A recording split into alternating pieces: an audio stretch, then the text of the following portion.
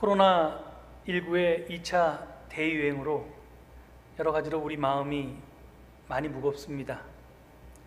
특별히 이번 대유행을 촉발한 직접적인 원인 제공자가 개신교회여서 더 그렇습니다. 교회는 천하와도 바꿀 수 없는 생명의 소중함을 일깨워 주신 주님의 말씀을 선포하고 그리고 그 말씀을 실현하는 생명의 터전입니다. 요즘같이 전염병이 창궐하는 비상한 시기에는 교회도 자신이 전염병 확산의 매개체가 될 수 있다는 사실을 직시해야 할 것입니다. 우리 교회의 각종 예배와 모임은 바이러스가 퍼지기 쉬운 소위 3밀이라고 하는 밀접, 밀집, 밀폐의 조건을 다 갖추고 있기 때문입니다.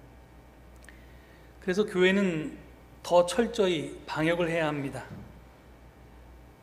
자기 공동체 구성원을 지키기 위해서도 그렇고 또 본의 아니게 남의 생명을 위협하는 바이러스의 전달자가 되지 않기 위해서도 그렇습니다. 우리가 잘 알듯이 코로나19 1차 대유행에 도와서는 신천지 대구교회였습니다. 그 당시 우리는 신천지는 정통교회가 아니고 이단교회다라고 하면서 우리 자신을 변호했습니다. 하지만 당시 개신교를 바라보는 국민의 시선은 그렇지 않고 매우 차가웠습니다. 국민들이 보기에 신천지 교회나 우리 개신교회나 오십복 백보였기 때문입니다. 애석하게도 그 견해가 틀리지 않았다는 것이 이번에 만천하에 드러나지 않았습니까? 아니, 이번 사랑제일교회 사태는 신천지 대구교회 사태보다 훨씬 더 심각합니다. 이미 신천지 사태를 경험하고도 고의로 방역을 방해했기 때문입니다. 이만희 교주는 대국민 사과라도 했지 전광훈 목사는 사과는커녕 신문에 광고를 하고 기독교인들을 선동했습니다. 더 기가 막힌 것은 자기들이 방역을 철저히 하지 않아서 일어난 일을 불순분자들이 바이러스 테러 사건이 우리 교회에서 일어났다라고 가짜 뉴스를 퍼뜨린 것입니다. 그런데 실상은 사랑제일교회가 바이러스의 테러를 당한 것이 아니라 사랑제일교회가 바이러스로 전 국민을 테러한 것이 아니었습니까? 보도에 따르면 이번 8.15 광복절 집회 참가자들에게 주의사항이라고 하면서 이런 공지가 돌았다고 합니다. 8.15 시위 참가자들은 위치 추적 방지를 위해서 반드시 출발 전 핸드폰 전원을 끄고 신용카드 사용은 절대 금지, 가능한 현금을 사용해서 확진자 동선 파악이 안 되도록 철저하게 긴장하고 움직여야 함. 이런 카톡 메시지가 돌았다는 것입니다. 사랑제일교회에서 확진자가 발생한 것은 지난 12일부터랍니다. 그런데 검사를 미루고 15일 집회에 참석하라고 독려했습니다. 더구나 집회 참석 사실을 숨기려고 휴대전화를 끄고 신용카드 사용도 금했습니다. 이것이 바이러스 테러가 아니고 무엇입니까? 사랑제일교회는 바이러스의 테러를 당한 것이 아닙니다. 바이러스로 전 국민을 테러한 것입니다. 그 수괴는 바로 정광훈 목사이고 그런 괴물을 잉태하고 성장시킨 온상은 바로 극우 반공주의 우리 한국 개신교회입니다. 또한 그가 한국 개신교회의 주류가 아니고 비주류였는데 비주류였던 그를 정치적으로 이용해서 아스팔트의 구세주, 태극기 부대의 메시아로 만든 주범은 바로 지금의 보수 야당입니다. 그렇다고 해서 개신교회가 아무 책임이 없는 것은 아닙니다. 이번에 코로나19가 재확산되고 정부가 19일 0시부터 수도권의 모든 교회에 예배 및 집회를 금지한다고 발표하자 우리 기장 서울로회장 명의로 짧은 공지가 왔습니다. 그 마지막 문장은 이렇습니다. 코로나19가 재확산된 것에 교회가 이 땅에 책임이 있는 삶을 다하지 못한 것을 회개하며 이 상황이 엄중함을 자숙하며 기도를 요청드립니다. 제가 이 문장의 일부를 오늘 주보 광고에도 실었는데요, 지당한 권면이라고 생각이 됩니다. 예수님은 제자들을 보고 너희는 세상의 소금이다, 너희는 세상의 빛이다, 산 위에 세운 마을은 숨길 수가 없다고 말씀하셨습니다. 직설법으로 되어 있는 이 말씀은 사실은 초대이고 명령입니다. 예수를 믿고 예수를 따르는 자들은 예수 따르미들의 삶이 어떠해야 하는지를 이보다 잘 요약한 말은 없을 것입니다. 소금처럼 자기를 녹여서 부패를 막고 또 맛을 내는 것, 자기 속에 있는 기름을 태워서 세상의 어둠을 밝히는 것, 그것이 하나님 백성의 존재 이유입니다. 그런데 한국 개신교회는 세상의 소금과 세상의 빛이 되기는커녕 세상에서 마약이 되고 어둠의 역할을 하고 있습니다. 기독교 신자를 양산한다면서 기독교 환자만 양산해 왔습니다. 우리는 이 엄연한 현실을 하나님과 국민들 앞에서 통회하고 자복해야 할 것입니다. 그리고 가능하다면 이번 기회에 정말 무늬만 기독교인 가짜 기독교와 완전히 결별해서 한국 개신교를 허물고 새로 지어야 할 것입니다. 재건해야 할 것입니다. 마침 오늘 우리에게 주어진 하나님의 말씀은 그 재건의 방법을 우리에게 가르쳐주고 있습니다. 바울은 로마서 1장부터 11장에서 구원의 도를 설명했습니다. 그리고 오늘부터 시작되는 12장부터는 그 구원의 도를 실천하라고 권면하고 있습니다. 여기서 한 가지 꼭 기억해 둘 것은, 이제부터 전개되는 바울의 말씀은 이렇게 살면 그 대가로 너희가 구원을 받게 될 것이다 라는 게 아니라는 것입니다. 구원받은 자로서 마땅히 이렇게 살아야 한다는 권면이 이 진실입니다. 이 순서를 뒤집으면 안 됩니다. 언제나 우리의 믿음과 실천보다 하나님의 은총이 먼저입니다. 우리의 믿음이나 실천은 하나님의 은총에 대한 우리의 자발적인 응답입니다. 그런데 우리의 자발적인 응답을 이끌어내는 하나님의 은총이 과연 무엇일까요? 쉽고 간단하게 말하면 바로 하나님의 사랑입니다. 또 달리 표현하면 하나님의 정의이고요. 사랑과 정의는 사실은 같은 말의 다른 표현이기 때문에 그런데 특별히 정의 가운데 분배적 정의를 뜻합니다. 인간은 대가 없이 주어지는 하나님의 사랑과 정의를 은총으로 체험하면 그 은총에 감격해서 믿음과 실천으로 자발적으로 응답을 하게 됩니다. 이것이 바울이 말하는 구원의 길입니다. 은총은 그렇기 때문에 구원의 필요 조건이지만 충분 조건은 아닙니다. 하나님의 은총에 인간의 믿음과 실천이 합해질 때 비로소 구원이 이루어지기 때문입니다. 손바닥이 마주쳐야지 소리가 나듯이 구원은 하나님이나 인간 혼자서 이룰 수 있는 것이 아닙니다.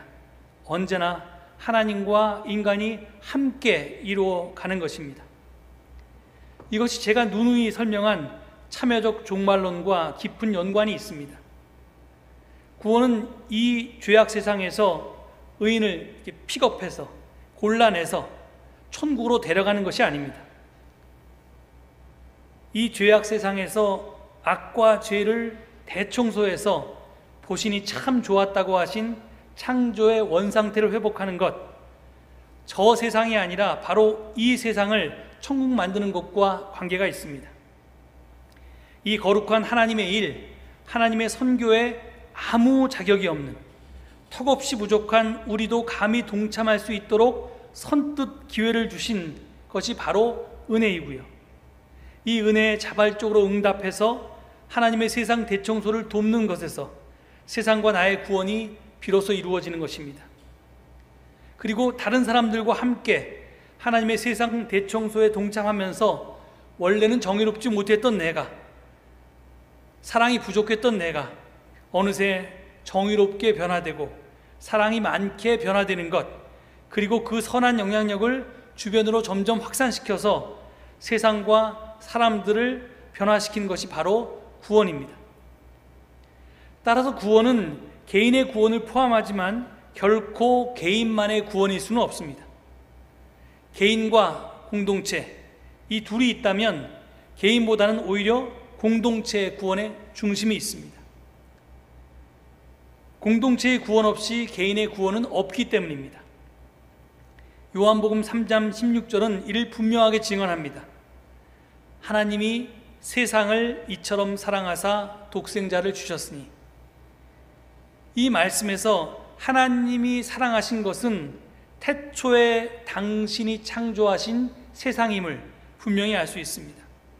하나님은 나와 그리스도인 그리고 교회를 사랑하셔서 독생자를 세상에 성육신화 시키신 것이 아닙니다. 창조 세상을 사랑하셔서 독생자를 이 세상에 보내신 것입니다. 이 점이 헷갈리면 안 됩니다. 그러면 우리는 큰 낭패를 보게 됩니다. 여러분 따라오고 계신지 모르겠는데, 저희가 요즘 역사적 예수의 도전이라고 하는 특강을 수요일 날 공부하고 있습니다. 그렇게 많은 분들이 참여하고 있지는 않지만 제가 여러분에게 권했던 것은 수요일 날 전체 모임에 오시던 오시지 않던 우리 서울제일교회 교우라면 누구나 다 반드시 의무적으로 역사적 예수의 도전이라는 온라인 강의를 개인적으로 공부하시라 하는 것이었는데, 여러분 잘 따라오고 계시리라 믿습니다. 지난주에 4강 예수의 죽음에 대해서 공부했는데요, 거기서 대속이 논란이었습니다. 대속은 대신 속죄의 준말입니다. 제가 강의를 하면서 속죄라고 하는 것은 성경적 개념이지만 대속은 결코 성경적 개념이 아니라고 했습니다. 성경에 대속이라는 단어가 원래는 안 나온다고 했습니다. 여기에 대해서 동의하시는 분도 계셨고 그렇지 못한 분도 계셨습니다. 예수의 죽음은 우리의 죄 때문이다, 예수의 죽음으로 우리는 속죄했다 라고 하는 말과 예수의 죽음은 우리 죄를 대신한 우리 죄를 대신 속죄한 것이다 라고 하는 말은 여러분께 비슷하게 들릴지 모르겠습니다. 하지만 앞의 말과 뒤의 말은 하늘과 땅 차이입니다. 대속, 대신 속죄는 예수님이 모든 문제를 혼자서 다 해결하셨다는 뜻입니다. 어떤 사람은 이것을 은혜라고 착각합니다. 근데 이 말은요, 우리 자리가 없다라고 하는 뜻의 다름 아닙니다. 예수님이 모든 문제를 다 해결하셨기에 우리는 끼어들 여지가 없습니다. 끼어들 틈이 없습니다. 우리의 자리는 없습니다. 그러니까 하나님과 협동도 참여도 동참도 다 필요가 없습니다. 그저 예수님이 모든 문제를 다 해결하셨다는 사실을 우리가 마음으로 믿기만 하면 해결됩니다. 그러면 공짜로 구원 열차를 타고 천국으로 가게 됩니다. 예수 천국, 불신 지옥이 이를 가장 잘 요약하고 있는 구호입니다. 결국 대속이라고 하는 것은 이 세상이 아니라 저 세상, 현세가 아니라 내세, 그리고 창조 세계 전체가 아니라 인간, 그 중에서도 특별히 그리스도인, 그리고 참여가 아니라 불참의 강조점이 있습니다.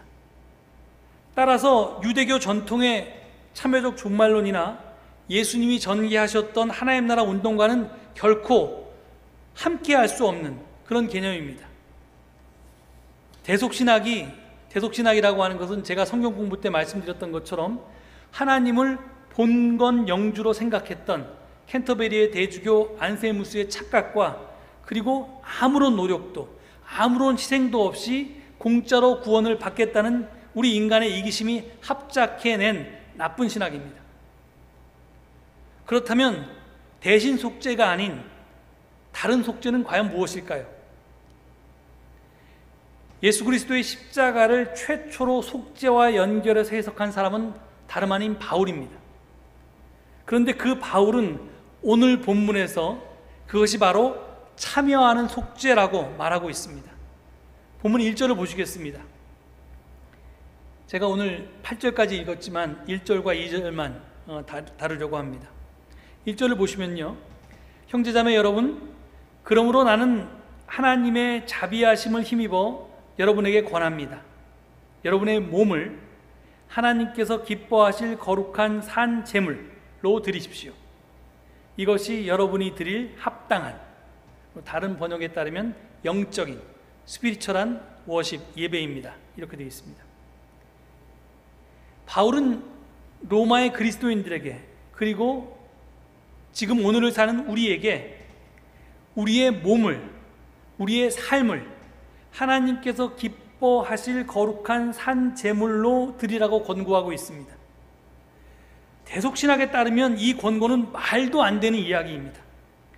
예수님이 인류의 죄를 대신 속죄하기 위해서 당신 자신의 몸을 십자가상에서 거룩한 제물로 이미 바치셨는데, 그래서 모든 문제가 한꺼번에 다 해결되었는데 우리가 왜 또 제물이 되어야 한단 말입니까? 절대로 그럴 필요가 없습니다. 그리고 그래서도 안 됩니다. 그러면 예수님의 거룩한 희생을 욕보이는 일이 됩니다. 그런데 바울은 분명히 예수님만이 아니라 우리도 제물이 되어야 한다고 지금 말하고 있습니다.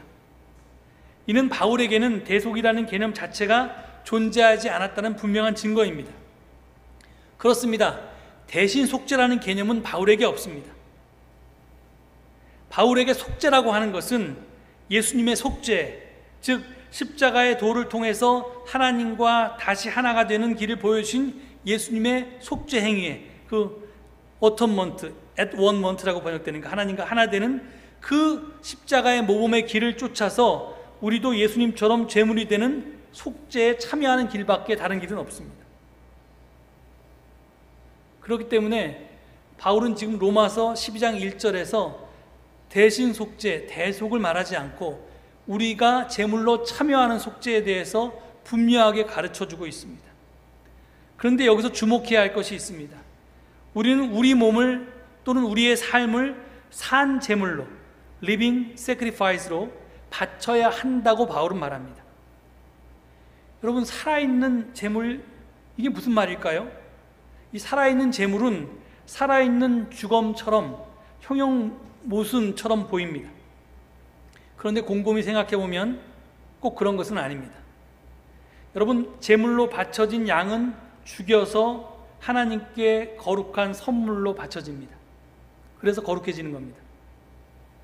그 희생제물은 문화인류학적으로 볼 때 그 사람과 사람의 관계 또는 사람과 하나님과의 관계가 어긋났을 때 선물을 주거나 함께 식사하는 것을 통해서 그 문제를 해결하려고 했던 바로 그 전통을 이어받고 있는 거라고 제가 말씀드렸습니다.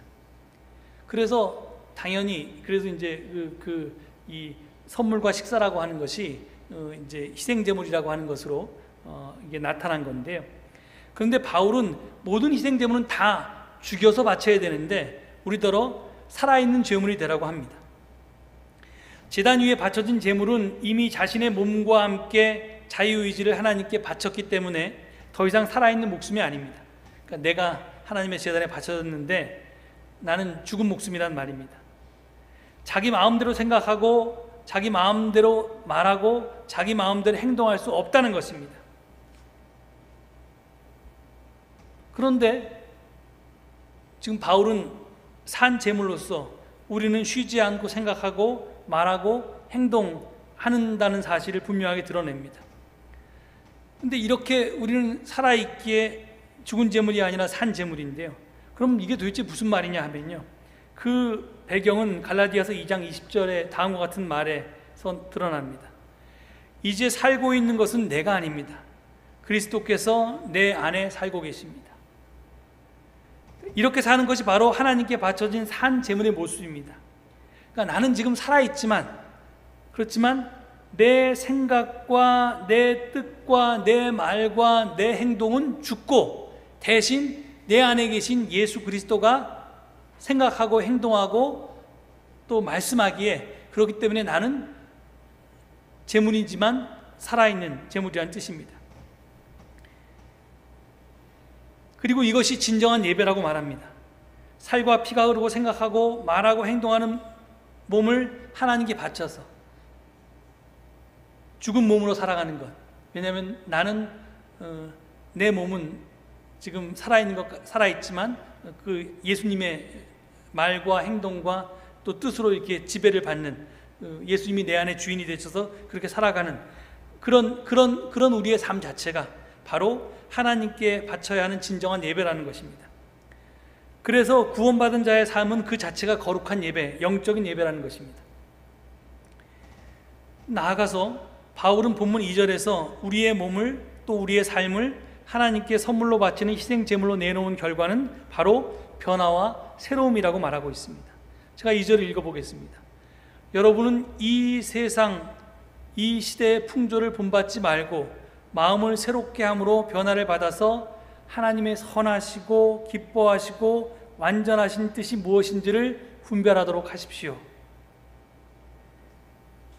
지금 여기서 우리가 순응하지 말아야 하는 이 세상은 하나님께서 창조하신 자연세계, 피조세계가 아닙니다. 그 세계는 선합니다. 그 세계는 좋았습니다.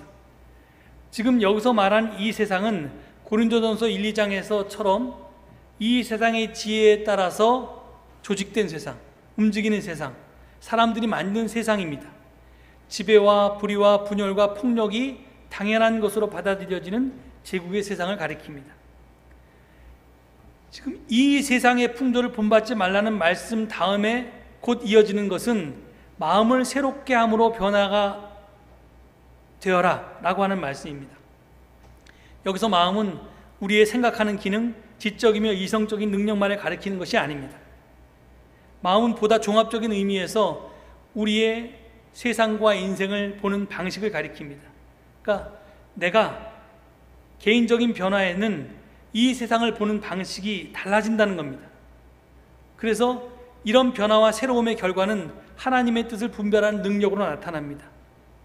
이게 무슨 말인가 하면 결국은 내가 이제껏 세상이 이렇게 사는 것이 옳다, 이렇게 사는 것이 선하다, 이렇게 사는 것이 좋다 라고 가르쳐준 대로 그냥 생각 없이 살아왔는데, 그렇게 열심히 살아왔는데 어느덧 나의 주인이 예수님이 되고 보니까 내가 이제껏 좋던 것이 이게 하나님의 뜻이 아니었구나, 이것이 하나님의 뜻이 아니라 이 시대의 풍조였구나 라고 하는 것을 알게 되었다는 겁니다. 그렇게 알게 되니까 이제 세상을 보는 눈이 달라져서 이제껏 좋던 것이 더 이상 가치 없이 느껴져서 다른 가치를 쫓으면서 살게 되었다는 것입니다. 이게 바울이 말하는 구원의 길이고, 바로 이 변화의 길이 그리스도와 함께 죽었다가 다시 부활하는 그런 길입니다.